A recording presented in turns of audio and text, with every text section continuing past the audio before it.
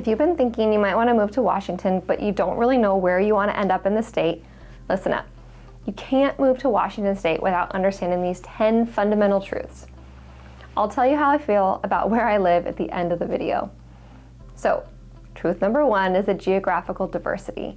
Washington has a really stark geographic divide that influences the climate, the economy, the culture, and the lifestyle of the residents. Washington state is split in 2 main geographic regions, east and west. You could honestly divide the state in half and make 2 new states. They are that different. In western Washington, where I live, we have pretty temperate climate. We've got things like lush forests. We even have a rainforest on the peninsula. It's known for areas like Seattle, Tacoma, and the Olympic Peninsula. So this means we have a lot of industries like logging and fishing. The west side gets a lot of rainy weather, which totally impacts the culture of the area. We've got artsy cities, lots of coffee shops. The west is home to places like Seattle's Pike Place Market, which is famous for the fresh seafood, the guys throwing the fish, arts and crafts, things like that. It really is a symbol for the blending of what I'd say urban life with natural resources. Now, over to eastern Washington, they have a dry and sunny climate, so we're talking 240 sunny days per year. A lot different than what you would imagine when you think of Washington. You really think of rain, but eastern Washington is very different. So not surprisingly, because of all those sunny days, eastern Washington supports more agriculture. It's warm, it's arid. They're a big producer of wine and fruit trees. We've got cities like Spokane, Yakima, and the Tri-Cities. The climate there is hotter in the summer and colder in the winter, with a lot of wide open spaces, vineyards, farmland, things like that. Yakima is known as the fruit bowl of the nation. So it produces large amounts of apples, hops, which is used to make beer, and wine grapes. Number 2, we have no state income tax. So Washington state has no state income tax. Yay, less taxes, kind of. We'll get into that in a second. Washington is one of only 9 states in the US that doesn't impose a state income tax, which is awesome, love it. Washington still manages to generate substantial revenue despite not having income tax, largely because of the reliance on sales tax, business and occupation, B&O taxes, and what we call sin tax, which is alcohol, tobacco, and cannabis. Let's get into a few of these taxes real quick. So instead of a corporate income tax, Washington imposes a business and occupation B&O tax.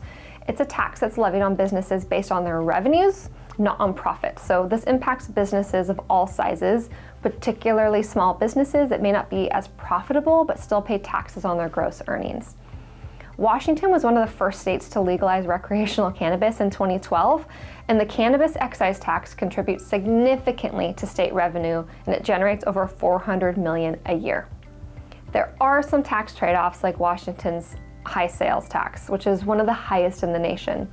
It impacts day-to-day living expenses, especially if you're making a large purchase. So someone earning $100,000 a year would save significantly on income taxes because you're not paying them here in Washington compared to a resident, say, in California. But in Washington, you would likely spend more on goods and services due to the sales tax. Number 3, Washington is a major tech hub, and it's not only home to industry giants like Microsoft, but it also supports a thriving ecosystem for startup companies. The median tech salary in Seattle is around $140,000 a year, which significantly contributes to the high cost of living in these urban areas.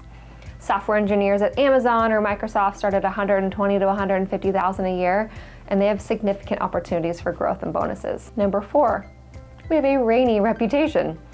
Rain really is the hallmark of Washington state. When you think of Washington, you really do think of rain, but it really is important to note that the type of rain and its seasonal pattern vary significantly per region. Some areas of Western Washington, like Sequim or Port Townsend, they lie in what we call the rain shadow, where the annual rainfall is less than half that of Seattle. Basically, they have a big mountain range that catches the rain before it hits those towns, so it tends to rain less there. They have less per inch of rain per year. These areas are popular with retirees or those looking to escape, I'd say, overcast skies without leaving the region completely. Seattle typically sees most of its rain from October to May, but summers are really dry and wonderful. Very little rain in the summer, with average temperatures around 75 degrees. So the rain often comes in the form of a light drizzle rather than a torrential downpour in the summer.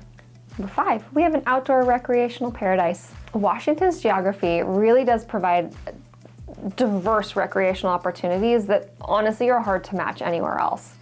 We have 3 national parks, Mount Rainier, Olympic, and the North Cascades. Each offer world-class hiking opportunities. The Wonderland Trail is around Mount Rainier. It's a 93-mile loop that draws backpackers from all over the world. We also have the PCT, which is the Pacific Crest Trail, and that runs through our state. The PCT is a 3-state-long trail that takes you from the border of Mexico all the way to the border of Canada. The Washington section begins at the Bridge of the Gods at the Columbia River in southern Washington and ends at Monument 78 on the Canadian border. Our family has hiked portions of this trail right here in western Washington. If you're a winter sports person, Crystal Mountain and Stevens Pass are top choices for skiing. Skiing here can be unpredictable just because of the weather fluctuations, but when the conditions align, it is incredible.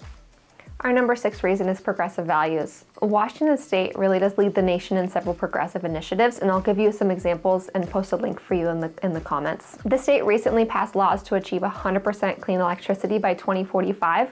We have a ton of hydroelectric power and plenty of water, which makes our electricity bills relatively affordable. Number 7, we are a wine country and agriculture. Washington's agricultural industry is honestly a national powerhouse. Washington's Columbia Valley is the 2nd largest wine producing region in the US, with over 50 acres of vineyards. Walla Walla alone has more than 120 wineries, and it produces some of the nation's finest reds. Washington also leads the nation in apple production. I'm sure you think of apples when you think of Washington. They account for 70% of the country's output. And the state also dominates hop production. If you remember, that's for producing beer. With 75% of the US hops grown in the Yakima Valley, it really supports the craft beer industry, and we have plenty of breweries around here. Number 8, we have a higher cost of living in urban areas. Our urban centers, particularly Seattle, face significant challenges with affordability. The median rent in Seattle has exceeded $2,500 a month for a 2-bedroom apartment, and housing prices have skyrocketed in recent years because of the influx of tech workers. This has caused a lot of people being priced out of the city center. Cities like Spokane, where the median home price is around $430,000, provide, I'd say, more affordable housing options. However, these areas lack kind of those high-paying jobs found in the Seattle metro area, and leads to a trade-off between affordability and job opportunities. Number 9, earthquake and volcano risks. Our location along the Cascadia subduction zone does present some natural risks. Mount Rainier is classified as one of the most dangerous volcanoes in the US. It has a potential for triggering a massive volcanic mud flow. Mount Rainier has not produced a significant eruption in the past 500 years though, so I'm not worried about it. The potential for a 9.0 earthquake along the Cascadia Fault could trigger massive damage and even a tsunami along the coast.